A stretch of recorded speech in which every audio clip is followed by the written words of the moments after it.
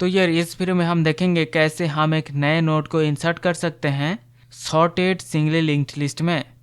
ये है हमारा सॉर्टेड सिंगली लिंक्ड लिस्ट। ना इसके अंदर अगर हम एक नए वैल्यू 4 को ऐड करना चाहते हैं तो उसके लिए हमें पहले करेक्ट पोजीशन में जाना पड़ेगा, वहाँ पे इस वैल्यू को इंसर्ट करना पड़ेगा ताकि हमारा जो सॉर्टेड जो ऑर्डर है वो मेंटेन रहे। ये है हमारा फंक्शन। इस फंक्शन में हम पास करेंगे head of the linked list और वो वैल्यू जो हमें इंसर्ट करना है। तो पहले तो हम एक नोड क्रिएट करेंगे और हम malloc का यूज करेंगे मेमोरी एलोकेट करने के लिए, जिसका मतलब कि हम एक नए नोड क्रिएट कर रहे हैं malloc से और उस नोड में हम स्टोर करेंगे वैल्यू, जो वैल्यू हमें इस लिंक्ड लिस्ट में डालना है, जिसका मतलब इस नए नोड में हमारा स्टोर होगा 4 और नए नोड का नेक्स्ट पॉइंटर नल होगा। ये है हमारा नया नोड। नाउ इस नोड को हमें करेक्ट पोजीशन में डालना है। उसके लिए पहले तो हम चेक करेंगे क्या हमारा लिस्ट एम्प्टी है if head is pointing to null, जिसका मतलब अगर हेड अगर पॉइंट कर रहा है नल पे उसका मतलब हमारा लिस्ट एम्प्टी है। और हम चेक करेंगे अगर हेड का डाटा अगर बड़ा है वैल्यू से, सपोज हेड का जो नोड है उसमें वैल्यू है 5, तो आप देख सकते हो हेड का जो डाटा है वो बड़ा है, 4 से बड़ा है। इसका मतलब ये है कि ये जो नया नोड है ये हमारे पहले पोजीशन में इंसर्ट होगा।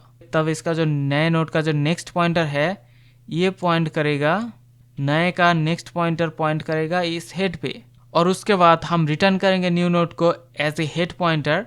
इसका मतलब ये है कि हमारा जो हेड पॉइंटर है ये पॉइंट करेगा इस नए नोड पे।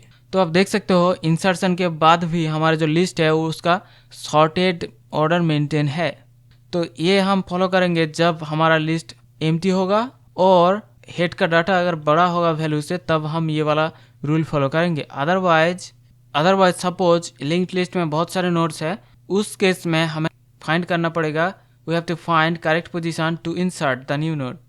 इसका मतलब कि हमें इस नोड को करेक्ट पोजीशन में इंसर्ट करना पड़ेगा। तो जिसके लिए हम एक पॉइंटर का यूज करेंगे, current pointer. The current pointer पहले तो ये पॉइंट करेगा हेड पे, उसके बाद हम एक लूप चलाएंगे। उस लूप के अंदर हम चेक करेंगे अगर करंट नोड का नेक्स्ट पॉइंटर नल नहीं है और करंट नेक्स्ट डाटा मतलब कि नेक्स्ट नोड का जो डाटा है वो छोटा है वैल्यू से, तभी हम क्या करेंगे, हम करंट पॉइंटर को मूव करेंगे नेक्स्ट नोड पे। अब नेक्स्ट इटरेशन में फिर से हम चेक करेंगे कि करंट पॉइंटर का नेक्स्ट नोड नल है, नहीं है, करंट पॉइंटर का नेक्स्ट नोड का डाटा छोटा है वैल्यू से। यहाँ पे देख सकते हो 5 बड़ा है 4 से, इसका मतलब ये वाला कंडीशन फेल हो गया, जिसका मतलब कि ये व्हाइल लूप ब्रेक हो जाएगा। इसका मतलब ये है कि हमारा करंट पॉइंटर सही जगह पे पहुँच चुका है। अब क्या करना पड़ेगा, इस नोड को हमें इंसर्ट करना पड़ेगा, करंट के बाद ही हमें इस नोड को इंसर्ट करना पड़ेगा। तो यहाँ पे न्यू नोड को इंसर्ट करने के लिए हमें इस वाला रूल को फॉलो करना पड़ेगा। यहाँ पे न्यू नोड का जो नेक्स्ट पॉइंटर है ये पॉइंट करेगा करंट नेक्स्ट पे, नया नोड का जो नेक्स्ट पॉइंटर है ये पॉइंट करेगा करंट नेक्स्ट मतलब कि नेक्स्ट नोड पे, और करंट नोड का जो नेक्स्ट पॉइंटर है ये वाला पॉइंटर को मॉडिफाई करना पड़ेगा। करंट का नेक्स्ट पॉइंट करेगा नए नोड पे, और उसके बाद हम हेड को रिटर्न करेंगे।